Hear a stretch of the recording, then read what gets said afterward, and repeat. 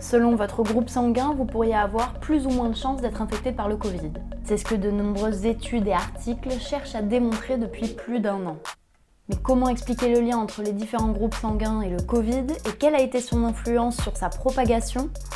On essaye d'y voir plus clair dans Factu.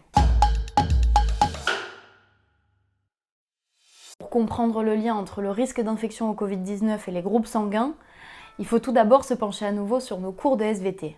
Les groupes sanguins correspondent à notre identité biologique. Les groupes sanguins, il y en a une quarantaine. Et quand on dit groupe sanguin ABO, c'est un groupe sanguin. Et chaque groupe sanguin est caractérisé par un ensemble de substances qui sont soit des sucres, soit des protéines. Et donc dans ce groupe sanguin ABO, il y a 2 substances qui le caractérisent. Il y a la substance A et la substance B. Donc un individu qui est A, eh bien, il a la substance A sur ses globules rouges. S'il est B, il a la substance B. S'il est O, il n'a ni A ni B. D'autre part, ce qu'il faut savoir aussi, c'est que l'association groupe sanguin et maladie, c'est connu depuis très très longtemps. Donc quand ont émergé ces études au tout début de la pandémie sur une plus grande fréquence, c'est-à-dire de groupe sanguin A, on n'était pas franchement étonnés, vous voyez. Le lien entre le risque d'infection au Covid-19 et l'appartenance à un certain groupe sanguin est donc une question qui a été soulevée dès le début de l'épidémie. Et il faut tout d'abord se demander comment le Covid nous infecte par le sang. Quand un virus infecte les cellules d'un hôte, eh bien, il utilise en fait la machinerie de l'hôte pour proliférer et se reconstituer. Pour faire son enveloppe, il y a des sucres qui sont branchés sur toute l'enveloppe, sur la protéine d'enveloppe. Et si un individu, par exemple, est A, eh bien, il va plutôt brancher des sucres A sur le virus. Le virus se transmet très bien dans des conditions compatibles. C'est le même système que pour la transfusion sanguine, si vous voulez, sauf que là, on a un donneur et un receveur, mais le donneur n'est pas un donneur de sang, mais de virus. En 1 an, ce sont près d'une quarantaine d'études qui ont été publiées sur le lien entre le Covid-19 et le sang, toutes basées sur différentes hypothèses. Par exemple, une étude menée par des chercheurs canadiens et publiée en mars 2021 a démontré qu'il existait un risque diminué d'infection du groupe sanguin O. Les O seront des donneurs universels, puisque personne n'a d'anti-O, si vous voulez. Donc les O pourront à la fois se transmettre entre eux et transmettre à tout le monde.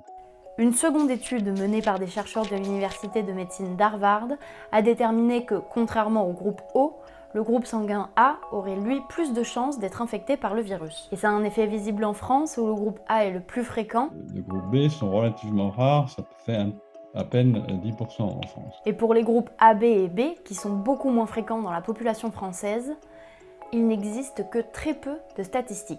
En fait, ceux qui sont en théorie le plus à risque dans ce système, ce sont les personnes de groupe AB qui n'ont ni anti-A ni anti-B. Et au-delà de l'influence sur l'infection au Covid, on apprend dans une étude française publiée dans le Journal of Clinical Medicine que notre groupe sanguin influence également les chances de développer une forme grave du Covid. Dans cette étude, par exemple, les sujets étaient des patients hospitalisés infectés par le Covid qui avaient précédemment été opérés pour un remplacement de valve aortique. L'étude démontre que le fait d'appartenir au groupe A était un facteur de mortalité prédictif. Les groupes non O, une fois que la maladie sévère est installée, s'en tirent plutôt moins bien donc que le groupe O. Chez les individus O, il a été montré que les facteurs de la coagulation, donc qui permettent d'empêcher les saignements, eh bien, ils ont une durée de vie un petit peu inférieure dans le sang des individus O. Donc, ils ont moins de risques dans la population générale de faire des thromboses ou des accidents cardiovasculaires